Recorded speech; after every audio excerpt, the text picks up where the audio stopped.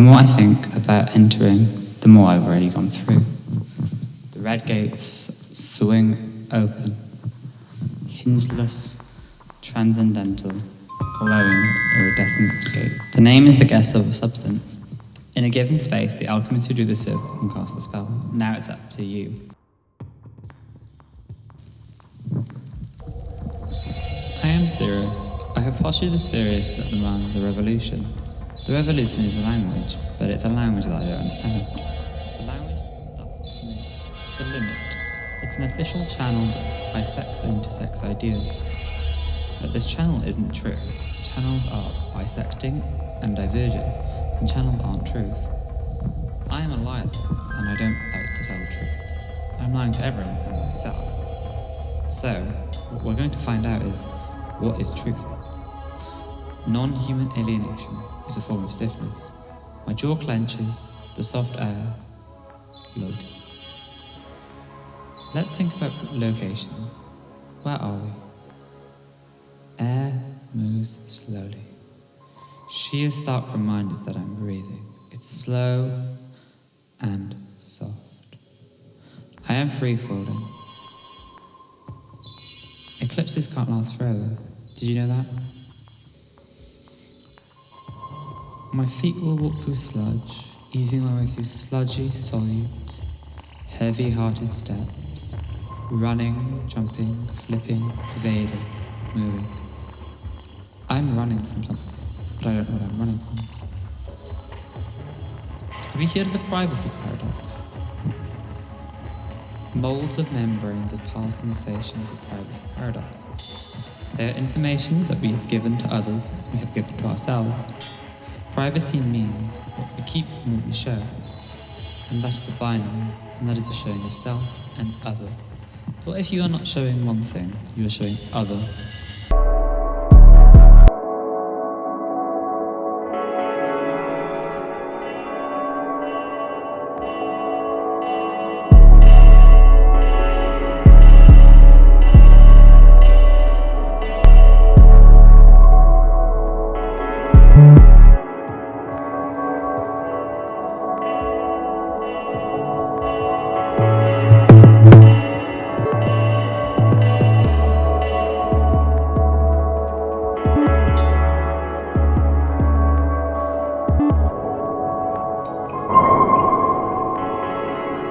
The more a thing is perfect, the more it feels pleasure and pain. The more I learn through this, the less I actually understand.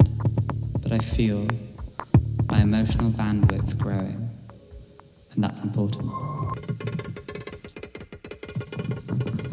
Limbo, lust, gluttony, greed, anger, heresy, violence, fraud, treachery. Hottest to coldest. Murky obsolescence, proxy participation, unfixed identities, arbitrary names, resurrection. Consider your origin. You're not formed to live like this. You were there to question. Question the virtues of the knowledge. Don't be afraid. Our fate cannot be taken from us. It's a gift. In the middle of the journey, you will find the answer. There is no greater sorrow than to recall our times of joy in the wretchedness. Because your questions are simple, they search for deeper meanings, but I will have to explain them simply. This wretchedness maybe is coming to a close. I believe we're getting closer to something that feels maybe an journey, but the journey provides.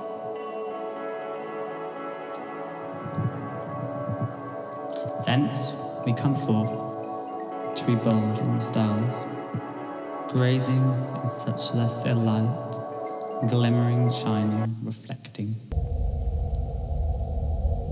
I can't explain this level of visual pleasure. So deep on my tongue must wag in vain.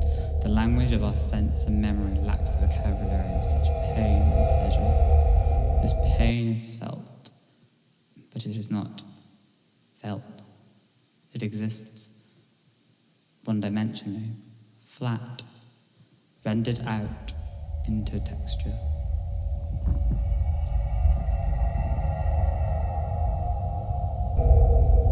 If I abandon all hope, who will enter? Who will go through these gates? Such characters will never question these options.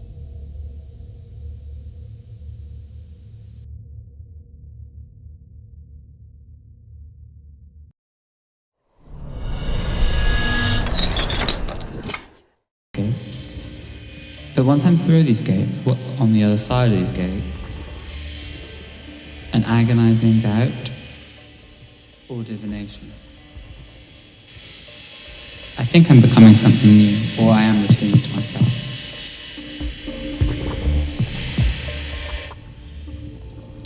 What cannot be named cannot be known. Origin stories within celestials, carbons, meshes forming architecture. Architecture emulates states of existence, post-pixel. There is no sight of Genesis, no log truth. Cataloguing doesn't feel enough.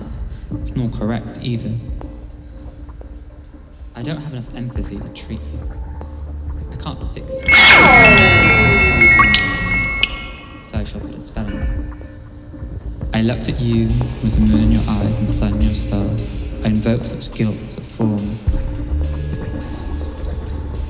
You crave purity. I cannot give you that. I am not the sun. You nor the moon. I must give you something. You have to dissolve into the object.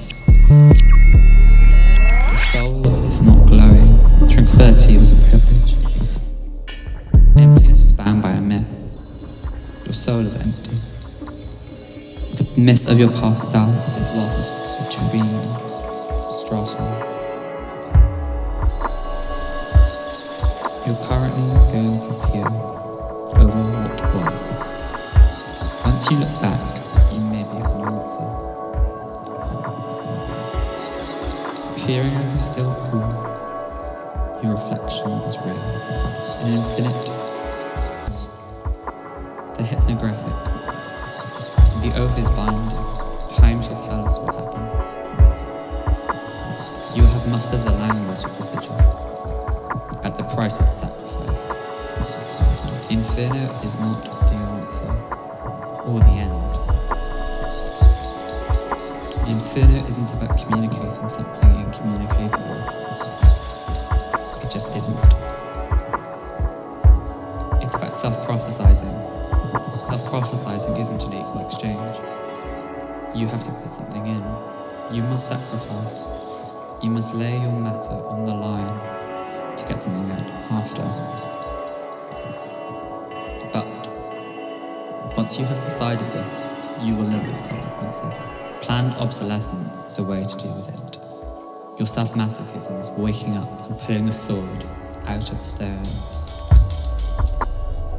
The anticipation, the eruption of power, the curse may be broken, but once you've released such matter, you can't go back.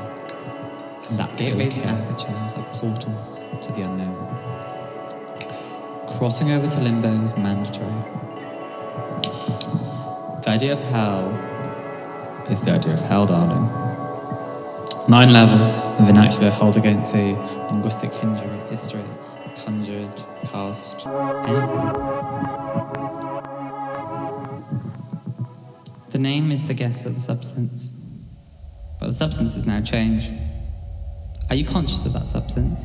And your vernacular is the descriptor. It wasn't what you said, it's how you said it, and it's how you struggled to say it.